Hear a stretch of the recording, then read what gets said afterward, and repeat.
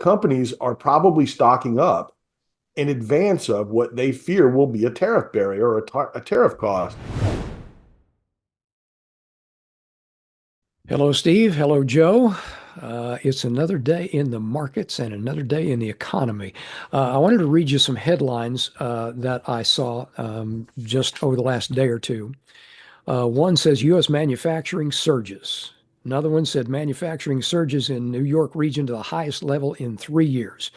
And then one says, why is American manufacturing surging? So I guess, Joe, let's start with you.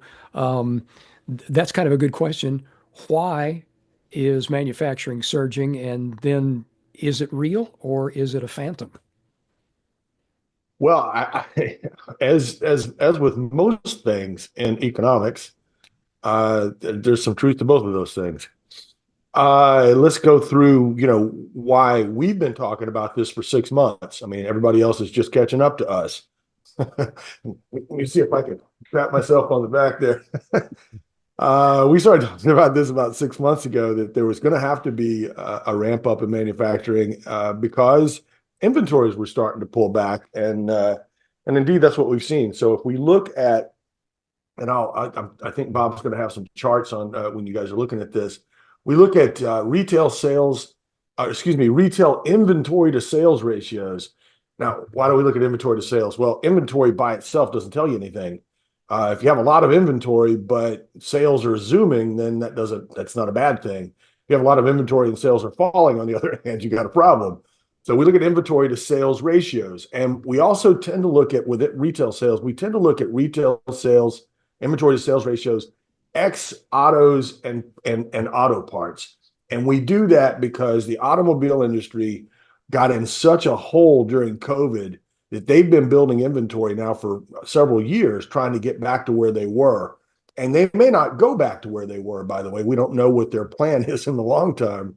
But anyway, we've been excluding that for a while, just looking at that. And then we look at also, and what I would say is that number right now is 1.14. Retail inventories to sales ratio is 1.14. And that is quite a bit less than what it was prior to COVID, when it routinely, actually the low was a 120, 1.2. And from 2010 to 2020, that number ranged anywhere from up to, say, 1.3 to 1.2. I think the low was about a 1.19, something like that. And that was in November of 2018. So we're still at an inventory level where we know we need to build inventories unless you think the economy's headed for recession.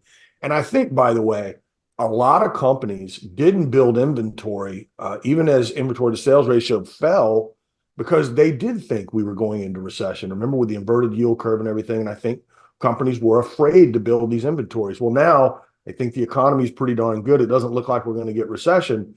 And so now they're going to start building inventories again. And if the retail guys need inventory, then somebody's got to make it. It's got to go from the manufacturer to the wholesaler to the retailer.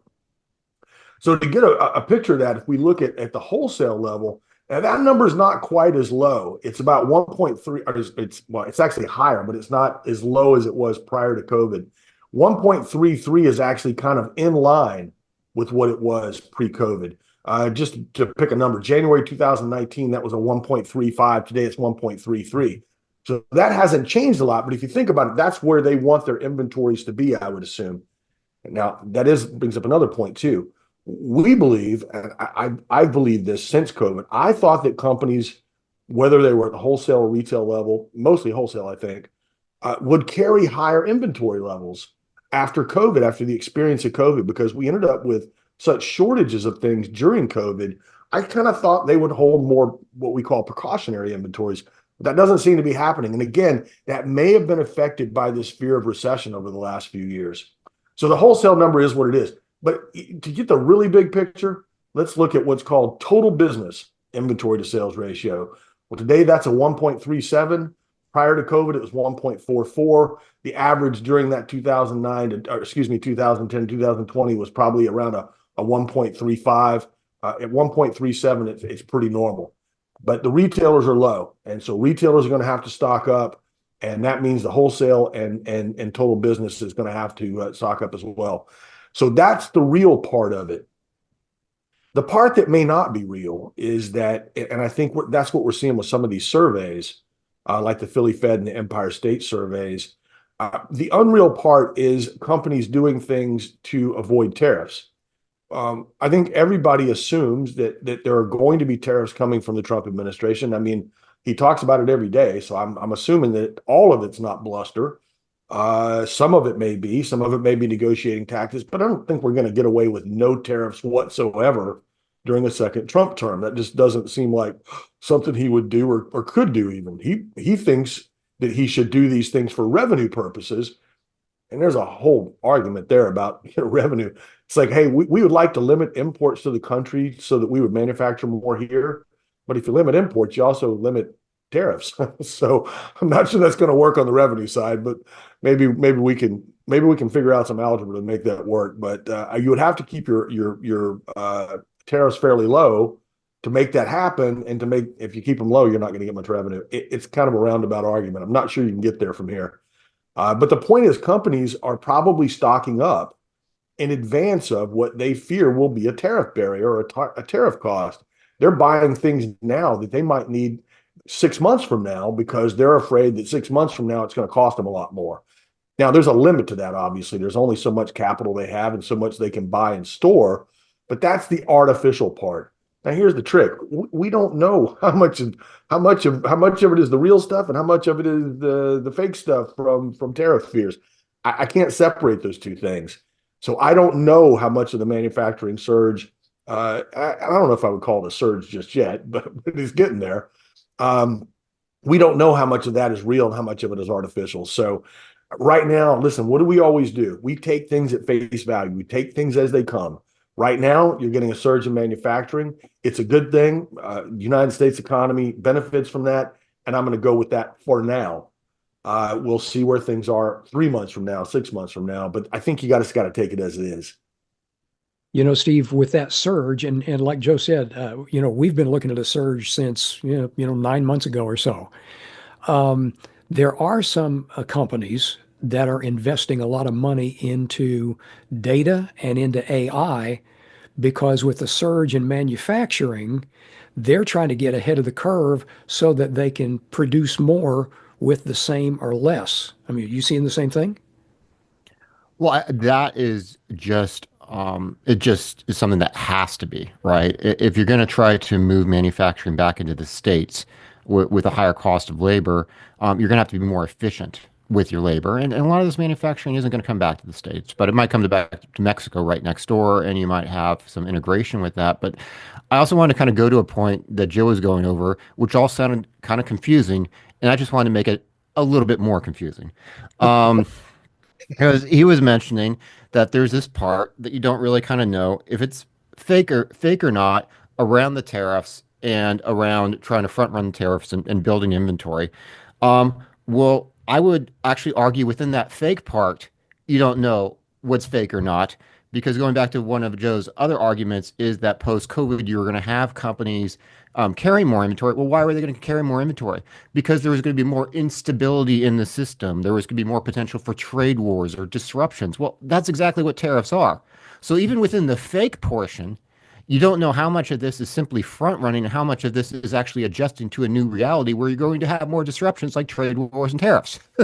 So, you know, you can get lost in this stuff. I do want to kind of bottom line it in a couple ways. One, bottom line, in terms of what we're seeing, we're still seeing a growing economy. We're not seeing, and we're looking for it, but we're not seeing signs of recession. So for an investor, that still means you got to be more risk on than risk off in this environment in terms of long term. Not talking about trading. If you're doing things hour to hour, I'm not talking to you. Another, interesting theme here, as we've been talking about, a lot of people have been talking about this is more manufacturing coming back to the States. Um, you know, uh, you know, that is happening. There's a big question about how fast can it happen? How disruptive is that change going to be? And how much can you do? Because, and it's something we talk about a lot, you're going to need bigger workforce, and not just a bigger workforce, but more trained workers, more productive workers, and you also need more energy. And all of those are really big questions that we need to tackle. So I think there's a lot of interesting moving pieces here. But the bottom line, I think, as an investor, the thing you kind of have to, or one of the big things we look at going through the data is not just the big secular trends that are fun to talk about, but also is, what is the outlook for the economy? And I'd say our outlook for the economy is still positive after sifting through all this data. Joe, I think we have to look and say, what's the new normal or what's normal now? And I think that's kind of the unanswerable question at this point. Yeah, I have no idea. I think Steve's right, man. I've said it before. I said it yesterday, man. Trade economics is probably the hardest part of economics. And everybody should know, I'm not an economist. My background is engineering. I'm not an economist, but I have been studying economics since the mid 80s. I mean, I have read everything you can possibly read about economics. And I know trade economics is hard. There are so many moving parts. It's impossible to figure out, what's really going on. It's just really, really hard. And so, that whole thing about there's a complex problem with a simple solution. Yeah, but that's wrong. Yeah, well, this is trade economics is right in the middle of that, boy. Look, I think it's going to be interesting to see. President Trump right now is talking to the rich folks in Davos right now. And I saw a headline go across on CNBC a little while ago that said something about, and I'm assuming this was part of his speech. It said companies that manufacture in the U.S. will get tax breaks. And so what he's saying is foreign companies, if you want to sell products here, come here, manufacture it here, and you can get a tax break. Well, I assume what he means by a tax break is you won't pay the tariffs. Uh, okay, that's great, but like Steve said, I'm not sure who's going to work there. Are they going to bring their own workers with them? Because we don't have enough. That's going to be the really interesting part here. Part of our big thesis over the last couple of years, we've written these papers about it, about an inflationary future, is that we've got a labor shortage. We don't have enough people. And by the way, it ain't going to get better because we have more people getting old than are coming up. So that are coming up and joining the workforce. It's just the numbers, the math. So I hope that part of President Trump's solution involves more people too. We can argue about, I suppose, about which people they should be, but we're going to need some more folks. Put it that way. I'm like Steve. Look, the economy looks pretty good right now, and it does mean when the economy's good, you got to be risk on. I think a lot of people are focusing too much on interest rates here and not focusing on the underlying course of the economy. Earnings are about nominal growth, and nominal growth is pretty darn good right now. We'll see what the inflation numbers are and how that plays out. How much of the nominal growth is inflation? How much is real growth? But right now, things look pretty good, and that's what we're gonna take that right now. I'll take that as a win. So grab your chair, hang on, keep your eyes open. This is going to be I was going to say a fun ride, an interesting ride to see how it all turns out.